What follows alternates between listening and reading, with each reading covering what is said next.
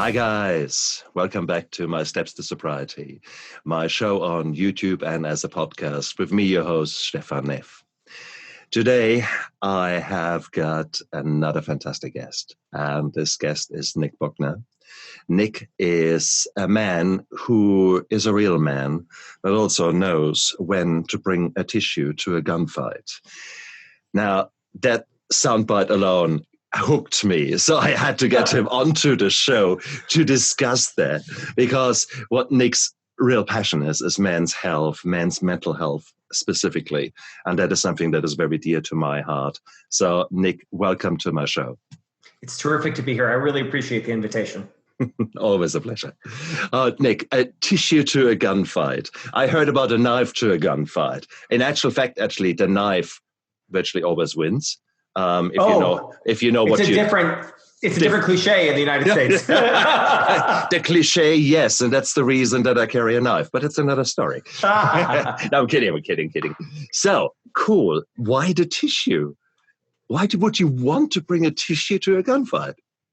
Because, Stefan, I got damn good at fighting, and not fist fighting. I was never good at fist fighting. But I really learned as a young person how to be mean to other people and to take other people apart. And as it turns out, at least in my experience, that's a fight that always escalates. And so over the course of my own work on myself and my own therapy, what I learned was that I needed to stop fighting, and that actually the peace and the contentment comes from finding people who you can nourish and who are nourishing to you, and not fighting at all. And sometimes that involves crying a little bit. So I don't bring knives to gunfights. I don't bring guns to gunfights. And I don't bring nuclear bombs to gunfights. Now I bring Kleenex to gunfights, or I don't show up for the fight at all.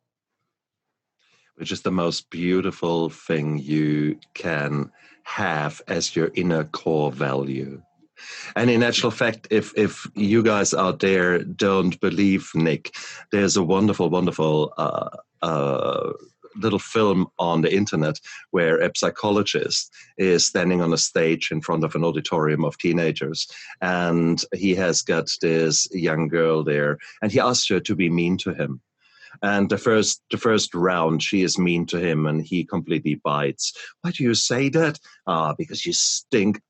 Oh, no. And it goes on. He gives her so much fodder to work with, and it's brutal to watch. Then he calls a halt and then starts again. But this time, he completely rephrases things, and this girl ends up hugging him, despite the fact that she's supposed to be the bully and the meanie. But it shows how powerful the words can be if you know what to use the words. Now, that is that. And of course, we do know about that as doctors. Now, I'll tell you another vignette in a moment there. But let's actually go back to the younger Nick. We are not born mean. Well, some of us are. One in 100 are psychopaths and sociopaths. Okay. So I take for a moment for granted that you're not amongst that group. So the reason that you end up being mean and that you become a bully is typically insecurities, and is typically hurt and trauma in your own life. Am I on the money there with you? You're close. You're really close. So my experience a lot as a kid was that there was a lot of bullying, which of course is a routine that goes across generations. That's been around since the dawn of time. And so I was the victim of a lot of bullying as a kid, and I tried a lot of different things, but ultimately the thing that really worked for me was becoming the bully. And that, I didn't predict it, but there was a sort of a turnaround time where suddenly I learned how to defend myself. And frankly, it worked. And it was the only thing that worked up until that time. Where it didn't work was then when I was in my 30s and I was still a bully to other people. And so I don't necessarily begrudge my teenage self for figuring out a way out of his problems or figuring out a way to protect himself. But as an adult, I needed to learn something that was more functional and more adult. And gratefully, I did. That's interesting, because that's the story of our life. We learn coping mechanisms that for a short period of time actually do the trick. Absolutely. That's the alcohol, that's the smoking, that's whatever it is. It actually helps you for a certain period of time. It gives you the confidence, the time to think whilst you're taking a a deep breath that gives you about 3-4 seconds, and you can phrase your next plan in action to talk to this girl who is standing in front of you, etc. All that kind of shit. And if you don't click onto that, you're lost sooner or later, because those coping mechanisms, as you say, when you're 30, But I mean, tell me if this has been your experience also. When working with addiction, one of the most important things I've found and that I've learned is that you have to replace it with something that meets those needs. The reason people stay addicted is because on some level, even if it's burning down every other part of their life, it's working, right? And so if you can't cope with your stress or your fears or your problems, and I say, well, but the one thing I want you to do is just take the one thing that helps you feel okay, and just throw it away forever, and you'll be so free. Like what an empty bottle that is to open up, right? Like that's bullshit. So I feel like we need to treat it like it is what it is, which is not, the demon rum, but something that helps us this much and hurts us this much. And how can we find something that helps us the same amount and then doesn't ruin us? Oh, so true. And that is a journey that I have recently had to come full circle, because over the last 7 years, I dealt with a lot of shit in my life. And as in the sense of, I dealt with the trauma that had occurred to me and as part of me in my earlier life. So I dealt with that. I now built all this beautiful life. But what I had actually forgotten was the positive sides of alcohol. I had pushed alcohol completely out of the way. Right. And it is only now that a few of my guests had actually said, there were some really damn good times with alcohol. Right. And suddenly I had this little flicker of recall. And I thought, yeah, there were some damn good stories I can tell. I remember a few of them from listening here. That's right. That's right. So, and I think there is a point to be made. We can't just throw the baby out with the bathwater. We actually need to look very much what is happening. So, and it might be, I'm sorry for interrupting you. It might be that people need to do that. It might be that in order to get alcohol out of one's life, one needs to turn it into a villain and say, you are the devil, get out of my life, because maybe that's the only way they can break up. We do this in romantic relationships, right? People all over this great land of ours, this great earth of ours, are trying to break up with somebody who is fine, but not a good fit. And so they engineer an enormous fight and they villainize the other person, and they use that as the launch pad to get out. So if anybody needs that to get away from an addiction that's killing them, I wouldn't begrudge them that either. But yeah, ultimately, I think once you have that safe distance, then you can start to see it for what it is. And in life, truly, I don't know that I really believe in heroes or villains. I think that there's just a lot of people doing their best and kind of fucking up sometimes. So true. So true. Having said that, some of us are better in fucking up than others. So you have to admit that. I mean, I was a master. I should have had accolades for fucking up in my life. I come on. So I was good. They should have given you an acronym at the end of your name that you could append to anesthetist, right? Like that's right. That's right. Anesthesiology, right? Oh, I need to think about that. I come up with something decent. No, but yes, it is what it is. I think we all are broken people, full stop. Sure. I think the difference between us individuals is how broken we are. If we still wallow in our sorrows and brokenness, or if we actually recognize how broken we are and deal with it, and then create a new foundation out of this rubble and move on. Yeah. That's what I see again and again on my show. There are some beautiful people who have gone through horrendous things, and they come out a very different version out there. So how was that with the young Nick? So the bully, the bully would have been, it would have suited you a while, but you jumped from sort of 15 bully to 30 plus, no longer bully. The story in between would probably be quite interesting. Oh yeah, well, I mean, since you asked, I'm happy to. Well, it was a slow process, right? And that's one of the things that therapy does. It's, perhaps regrettably, therapy can be a little slow going.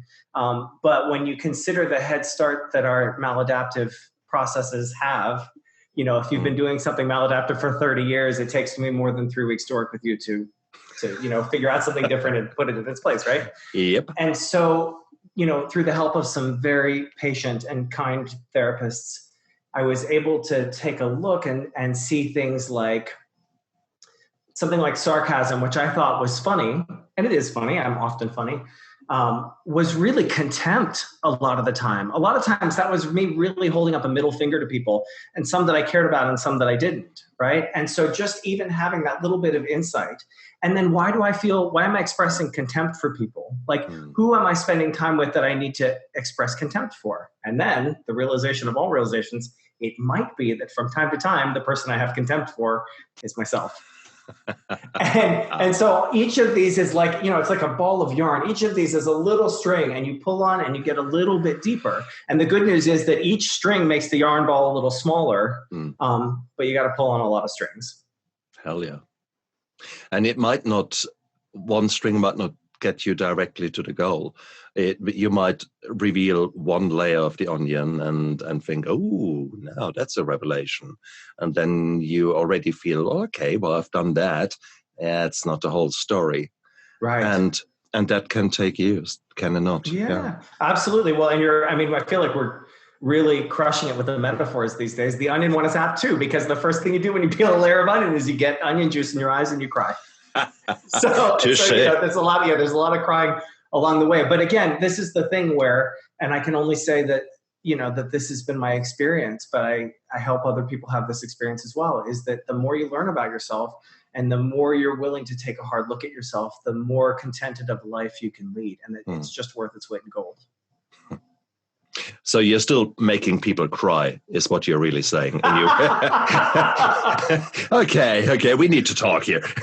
I'm grateful to say that it is rare that I make people cry. I often am present when people cry, and I consider that a valuable service. But if I make people cry, generally that means that I've had a misstep. No, I disagree. I actually... maybe we should talk about that, because we are talking men's health, and we are talking man as being man with ape skins over the shoulder, knuckles dragging on the ground. And it's just that old bullshit cliche that actually alters the way that we as men think we have to cope, think we have to deal with challenges, all these kind of things. So let's talk maybe a bit about the crying as a man, and this kind of idea that we have to be, that men shouldn't cry. Men don't cry. Right. Well, remember, we talked about sort of the ways that these maladaptive things serve us, because they all serve us in one way or another, right?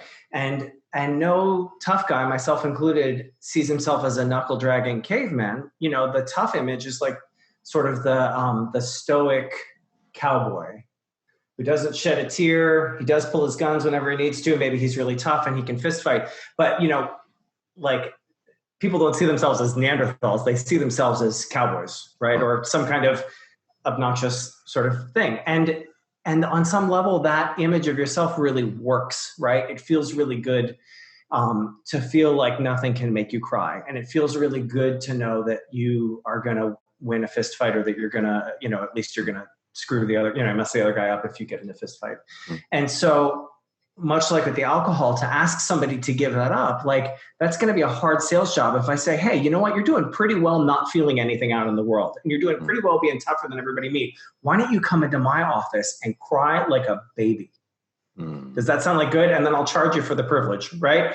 That's not a good sales technique. You really have to focus on what comes beyond that, which is that you can be upset about stuff and it's okay. You can have 1,000 emotions instead of 3.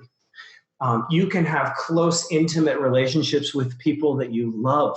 You can experience art in ways that you never dreamed possible when you were trying to be the Marlboro Man. Like, there's an incredible, vibrant life out there. And unfortunately, it requires giving up something that feels really, really dear. And you're quite right, because also from a primal biological sense, what do women want? They want the wild pirate at night, and they want the CPA during the daytime. So it is, women are a little bit difficult there, or often enough partners. They want the security, but also they want that wild, manly image when it comes to relationships. So there is a damn good reason. If you're very feminine, not many women will probably get very attracted to you in new ways, apart from being a good friend. So well, I don't know. Can I pick a bone with that? Because I don't know if I totally agree with you on that one. Shoot. And I mean, and of course, we're in relationships with people of all different genders, men, women, intersex people, non-binary, right? Yeah.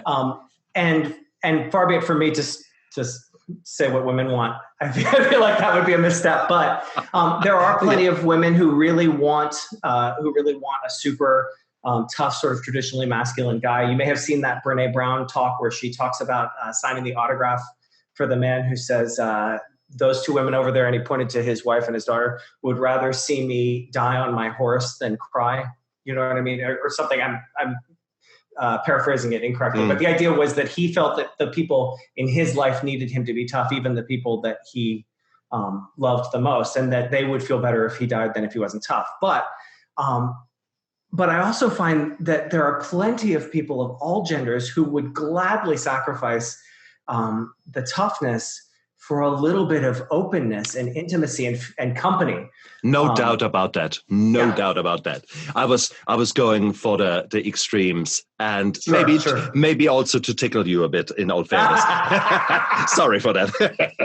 So tickle me all you want. Here's my wrist right here. Goal achieved.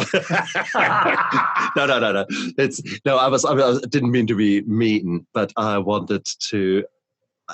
these points to come out, because we need to spell them out. Because sometimes as men, we just, I don't know, we are just so stuck in our bloody track up there. No, let's actually derail that train a little bit, and actually let's stop and look around. What are the versions of reality that are out there and that apply to you? It's not just that one person. And you're quite right. There are times when you need to be tough. I'm a doctor. I'm an anesthetist. I get called when a shit hits the fan. So as part of a trauma team, I need to be the super hard guy. I go in there, calm, controlled. Nothing can rattle me, and then I fall apart afterwards and cry in the corner.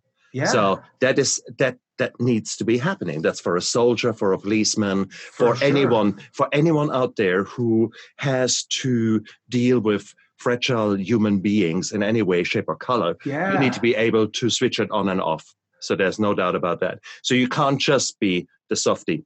No, that doesn't work. If you're only the hard ass, well, that bites you in the bum so big time. Yeah, and this is fine. So I mean, it would be so nice to actually see a true hands up by the people out there. How many of them are actually crying? How many of them are actually happy to release emotion and be honest about their emotion? Yeah, this would be so nice. I mean, in your experience, are there truly men that don't cry? Oh yeah. Well, I'll tell you that I was for a very, very long time, and I mean, it came back to me in my 30s, and it's hard won for me. I learned very early not to do it, but I tell you now, I cry at commercials and shit. I mean, I may have gotten it more than I wanted to, but, but it's one of those things where, there's tons and tons of people of all genders who don't cry because it wasn't safe for them. But no, their mask doesn't cry. So their outside doesn't cry. Yeah. Deep inside, that's a very different story. And that's what I mean. So if you actually pull away those masks and suddenly there's the real guy, I challenge anyone with a Y chromosome or who wants to feel like a Y chromosome in their life. No, there's always emotions there. And if you bottle them up and if you push them away and down into the corners, well, the next thing you need a hell of a lot of vodka or whatever your poison is in order to numb the pain and numb the lack of passion that you have created yourself. It's so true. Yeah, with this restrictive kind of mindset. Well, and I mean, you've described just in brief, and I've heard from other people about what it's like to be an anesthesiologist, and it is a job where I'm given to understand, and correct me if I'm wrong, it is either the most boring thing that you've ever done in your whole life, or somebody is dying and you are racing to see if you can save their lives. And that's a terrible binary. Like, that's a cliche. That's a cliche. Okay, in sorry. Reality, nowadays we've got Sudoku. I can watch the news. No. So it's actually no longer boring. So let's get that clear. Good. I mean, for those people who really, really get their rocks off in Sudoku, I have a new career path for you. They're really doing amazing things with anesthesiology. But I mean, like, so in terms of the thing, I mean, and there are some people who are really traditionally masculine, and that's fantastic, and I celebrate that. And there are some people who are really traditionally feminine, and there's a spectrum. So for me, it's never about making one or the other. It's about saying to each person, who do you want to be in each moment? And how can I help you with that? How can I accept you with that? And how can I open the door wider for the world to be okay with that? Absolutely.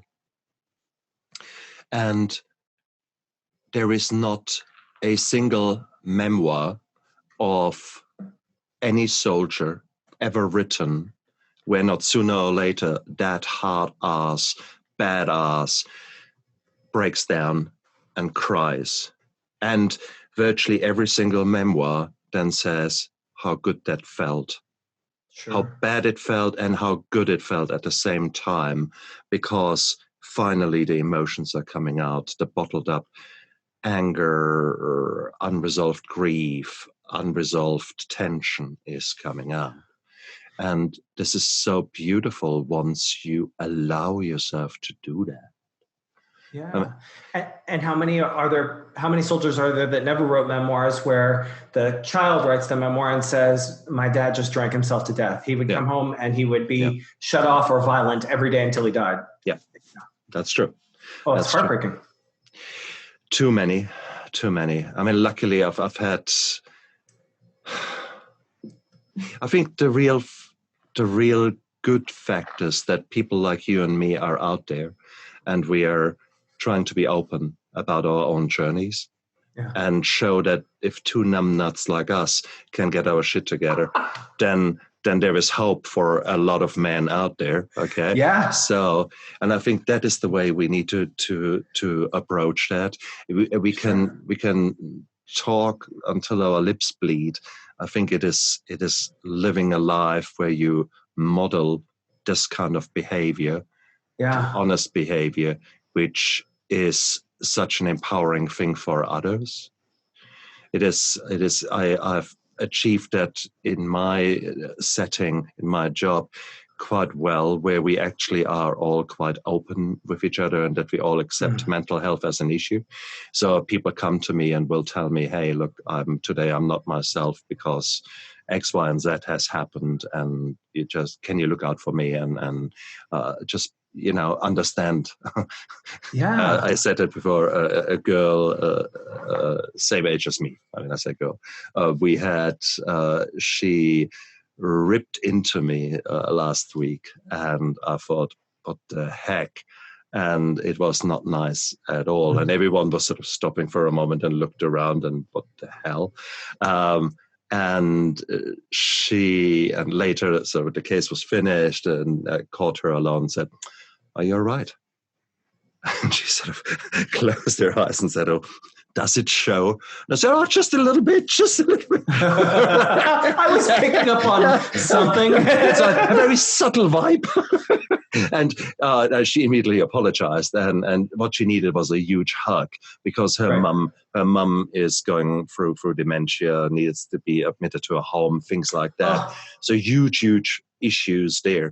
But it just shows. Now, the old me, if a nurse would have addressed me in that manner, how dare you? I have deserved respect. Here comes Dr. Neff, right? For the DR, right? And you just think, oh, for fuck's sake, but that would have been the old guy who is hungover, who hasn't got his own emotions in check, who is equally just suffering and hurting and traumatized. And I would have immediately shot back, and it would have been a nasty fight. And so there that is where the tissue to the gunfight is exactly the right thing. And I think that comes from a really important place that we rarely, I really think you're onto something. We rarely notice that. I think the underlying thought between that feeling is no one gives a shit if I'm hungover and sad. Why the fuck should I care that you're crying and your family is hurt, right? And I'm the goddamn doctor here, and you weren't here when you know what I mean? Like, you weren't here when I went to medical school and all this stuff. But the answer is actually, it would have been really good if somebody was there caring for you. And it would be really good if somebody cared that you were sad, right? It's actually, the problem is not that everybody needs to learn how to live with no care. The actual thing is everybody should be able to get a hug in a safe way when they need one. And I'm glad, and I'm sure, presumably they don't know, I'm sure they're asleep.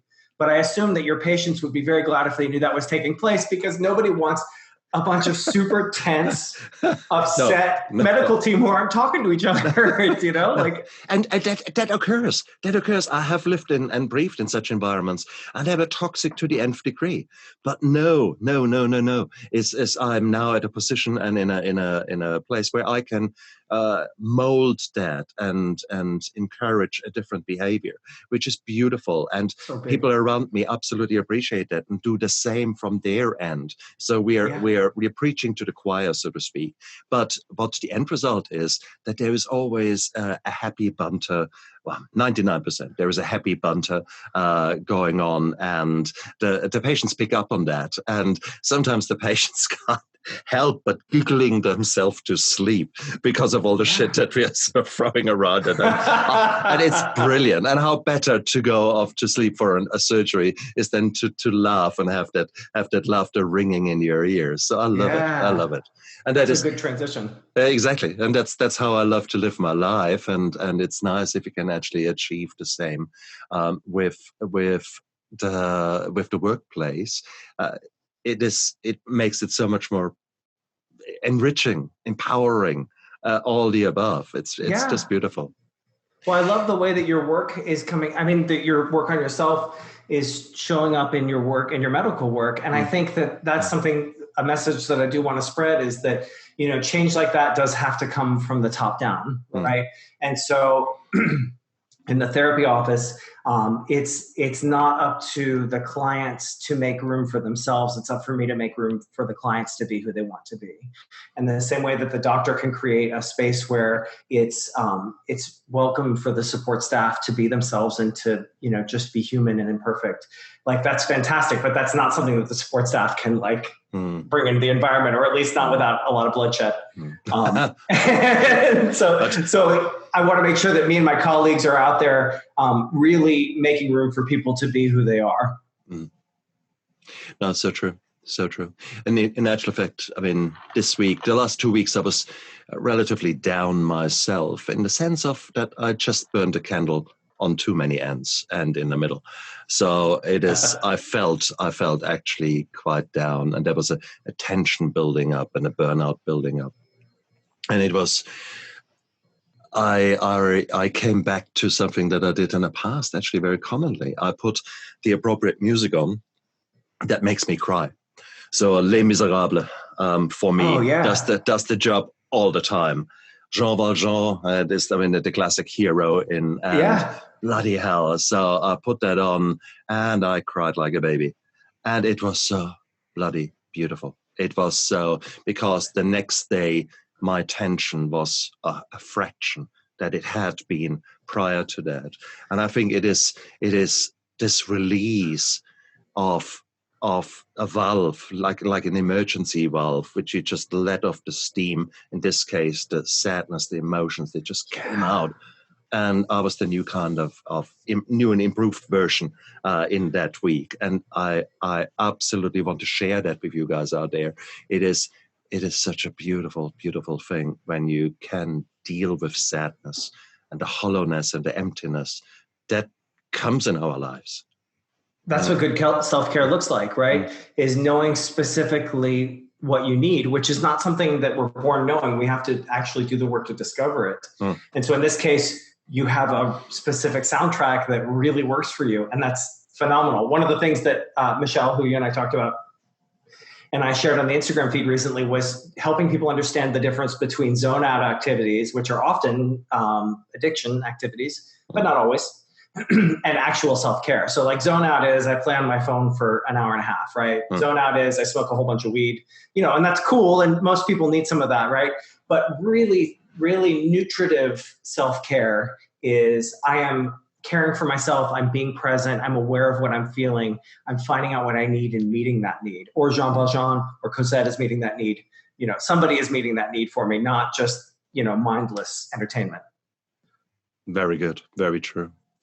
When men come to you, how do they come to you? What is sort of your special interest? So amongst men's health, so to speak. Do you remember Beavis and Butthead? Mm-hmm. Okay, so do you remember the guidance counselor from Beavis and Butthead? No. Okay, he was kind of a frail fellow who really got run around by Beavis and Butthead all the time. He sort of never had control of the situation. He was kind of insecure. He looked at these two horrible demon children and thought that he was going to solve their problems through nonviolence, right?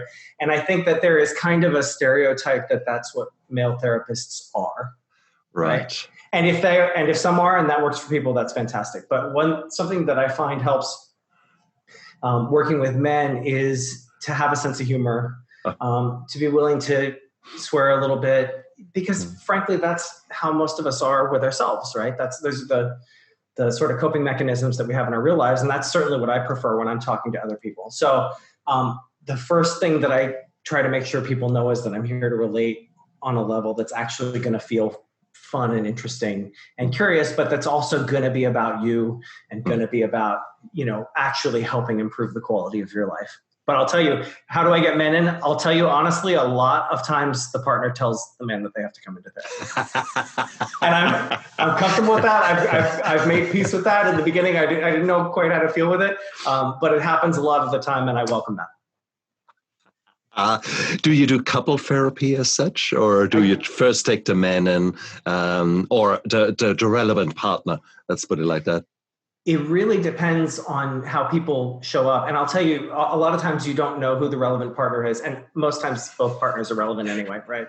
That until you work with a couple. But I'm really very selective about the couples that I work with. And so more often I do a lot of work with individuals. I'll screen couples really heavily. But in most couples, as I'm sure you can imagine, it's the system. It's not about the identified partner and then the okay partner. It's, two partners that both have something that's not working out that need a little bit of individual attention. The codependency, isn't it? So absolutely. Now, for some people out there, we do know what we're talking about, but if you can shed a bit more light, what is codependency? What does that actually mean in a partnership? I'm so glad that you asked, because this is something that people often show up not really knowing. And like most terms in psychology, it's kind of a misleading term that causes people to misuse it all the time. People use it in place of what we call enmeshment, which is where people are in each other's business all the time. And if you feel sad, I have to feel sad. And if you feel good, I have to feel good. And we're just never apart. And that's enmeshment. Codependency is a term that was coined to describe a person who lives their life in the service of an addict. Because for many years, we thought all families are the same and some of them have an alcoholic. And then what researchers figured out was that actually families with an alcoholic or an addict in them are sort of shaped and interact differently than families without the presence of an addict. And so the people in the family end up kind of living their life in one way or another around the addict and their addiction. And those people are not dependent, they're codependent. So where that shows up in the world is people taking care of other people until it kills them, basically. Not being able to set boundaries, struggling to say no, putting up with, a lot of inconsideration and abuse, basically just not showing up for themselves, but always showing up for the addict in their life.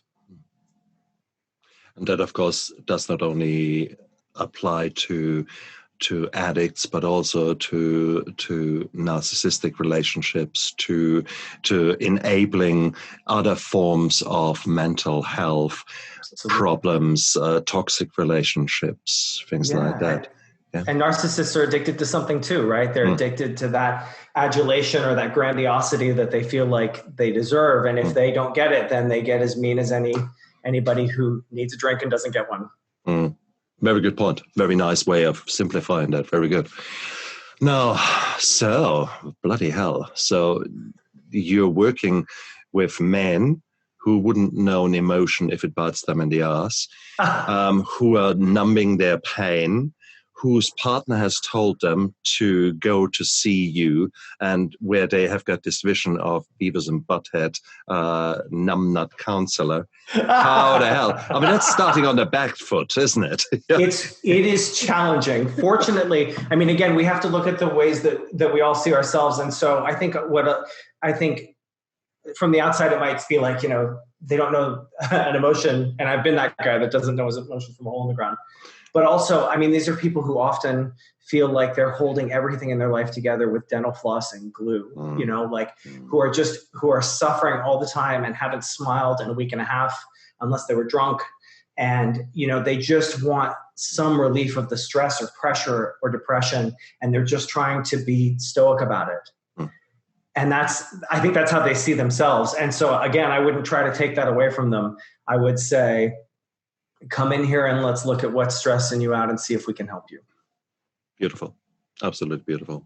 Because as we said earlier, these are coping mechanisms that fill a need, and you can't just take them away. It doesn't make sense.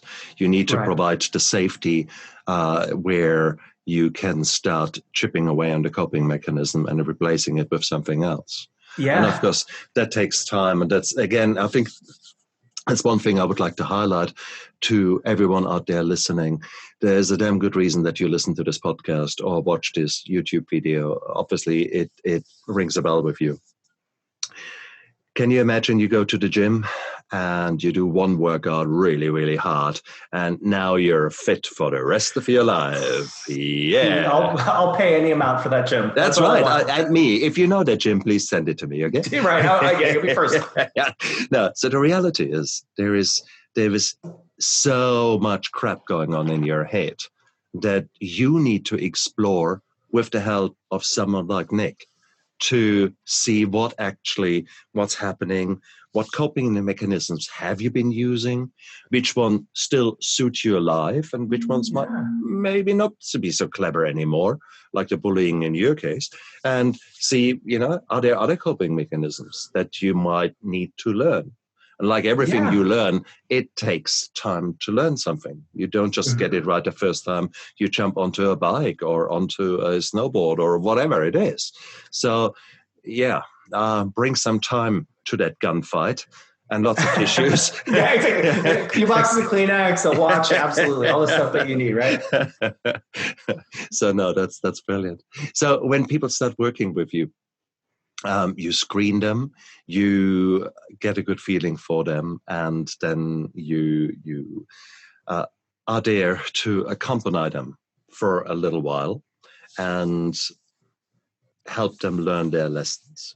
Yeah, well, and hopefully to help them experience some of what they experience in therapy out in the world, right? In addition to saying, here's coping mechanisms so you yourself can cope, it's also, how do we get you more support from the people in your life? Because men in particular, but all kinds of people, don't want to ask for help. And they don't want, to come home and say to their partner, I'm sad. I'm so fucking sad right now that I feel like I'm going to explode. Can I please cry to you? A lot of men would rather die than ask that. But a lot of times the partner would rather have that than a distant husband who's, off in the clouds somewhere, right? Like a lot of people can support you the same way, it might be that, your boss can handle you being sad. And I dream of the day where people can be sad and bosses all over the world. And I've been the boss that can't handle that. I remember turning white at a meeting where somebody started crying and just thinking like, oh my God, this person doesn't know they're at work, right? But of course, really, the thing is, I didn't know I had a staff made out of human beings, right? So it was actually me missing something. And so anyway, to bring it back, how do we get people the support that they need from the loved ones in their life? And if that isn't there, then how can we increase their support network to include something that really serves them? So hopefully I'm the first, but not the last. Nice one. And so true, because there is actually so much help out there. And the problem is because we are not opening up. Sometimes people around us don't see how much hurting we really do and how much in pain we are. And therefore it becomes that double-edged sword of being that strong guy, whilst really you are begging to be held, and someone just saying, just the simple fact of someone saying, "Are you all right?" and really mean it. God, that little phone call coming out of the blue. Hey, just thought, I haven't heard from you for a while. How are things going? And are you all right? And it's so beautiful. It's so bloody beautiful, because it's okay to not be okay. We have got that in New Zealand. We've got that as a kind of catchphrase to highlight that mental health is a very real thing out there. We've got quite a lot of rugby stars and other sports heroes that are bringing that message out there, and it is really, really, really beautiful.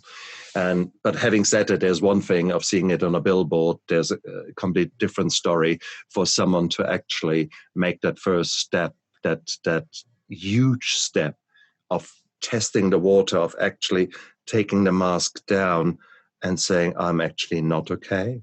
Right. And I take my hat off to those men out there who are willing to take that first step, because that's the biggest step. Once you made the first step, then you realize it actually doesn't hurt so much. On the contrary, it actually gains you so much more credibility as a man. And gives you so much more fulfillment. It's not uncommon nowadays that I come home and my son is there or my wife is there, and I say, "Look, just hold me for a moment." And they know I've had a shit day or a long day or whatever has happened. I just need that hug. And it's the nicest feeling. 20 seconds of a hug. Oh, and I'm a different man. So it's suddenly there's hope again, and I see the world in a better place, not through the survival kind of thing. And try it, guys. Try it. Just actually tell your partner in the nicest possible word, "Shut up." But maybe don't say "shut up." It doesn't work. It doesn't work. Maybe say, "Look, can we talk in a moment? I know you want to tell me all about your day, but can we talk in a moment? Can we just hold each other? Would that be okay?" Yeah. And ask for what you want. Your partner will be blown away. Mm-hmm. And you might have the most beautiful cuddle that you could imagine. And that is worth the world. So guys and girls, or whatever your nomination is, try it.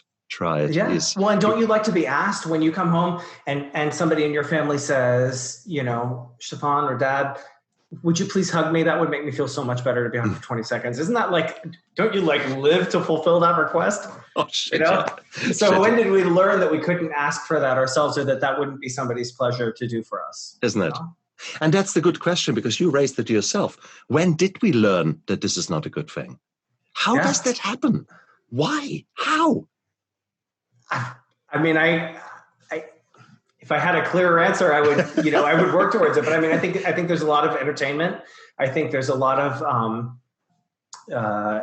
heteronormativity.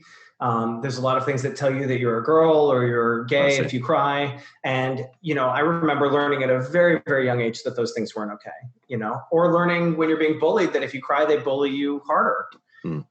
There's so many different messages, and they start at such a young age.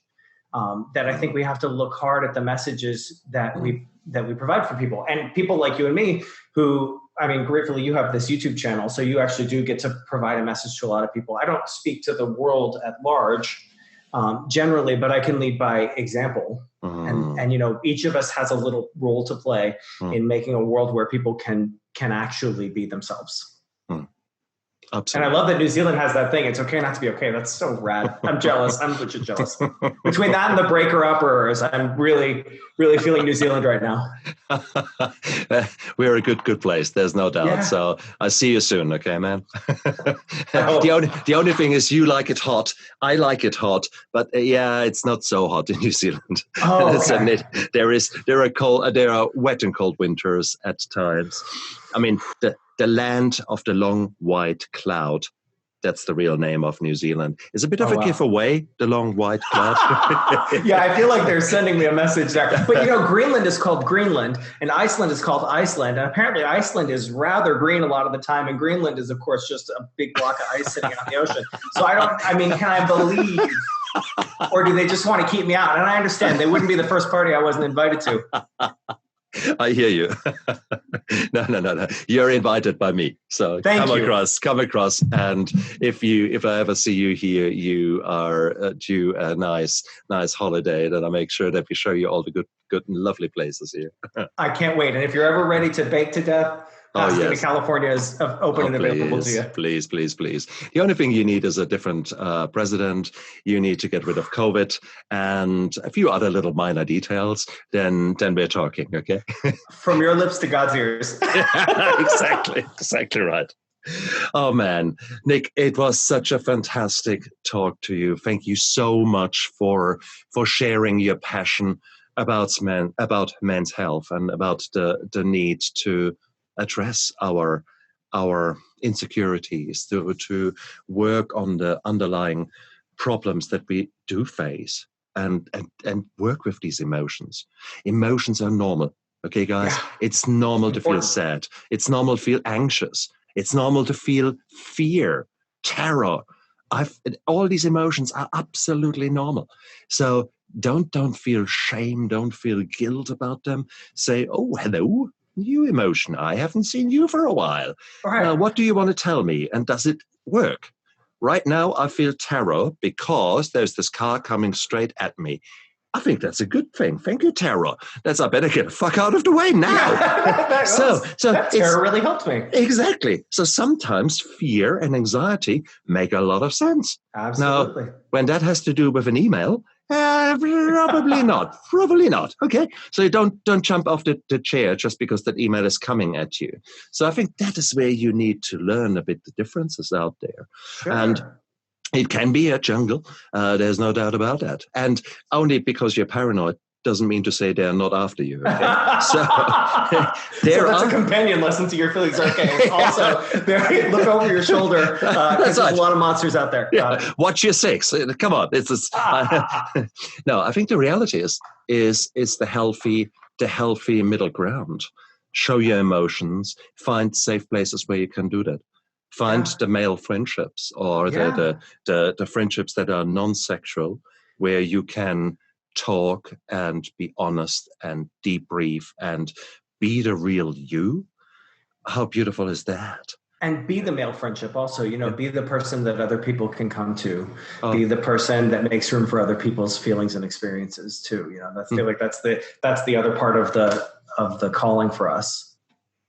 Indeed.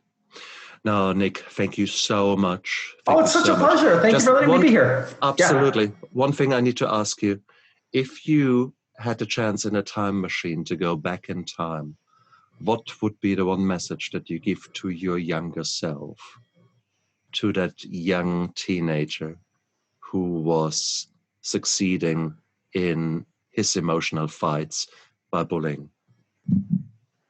I mean, this is going to sound a little bit biased, but I would say, dude, get a therapist. Get a therapist. Get a fucking therapist, dude. That's what I would say. And it would have helped me. Unfortunately, I think I was 27 or 28 when I got my first one. It would have helped me immeasurably to have one as a teenager. But, we can't pick our times, and I'm grateful it happened when it happened. And it's the same with me. I keep saying every teenager, every 18, 17-year-old should have 4 weeks mandatory rehab because you're learning so many skills. You learn so many insights. You learn so much about looking after yourself. And it's bizarre that we don't teach our youngsters at a much earlier stage the lessons that they then have to pay either in blood, sweat, and tears and make the hard lessons in real life, or pay in hard money that they have earned to actually see a therapist with 10 years, 20 years, 30 years delay. And it's just a shame. So yes, so any parents out there who are maybe having difficulties with their youngsters, learn the messages from Nick and me and maybe seek to help earlier. I think that would be a bloody good reason. I'm definitely on board with that. Cool. So Nick, thank you so much. I had a ball of a time. And you guys out there, look after yourself. Bye. Agreed. Thank you, Stefan. Bye. Bye.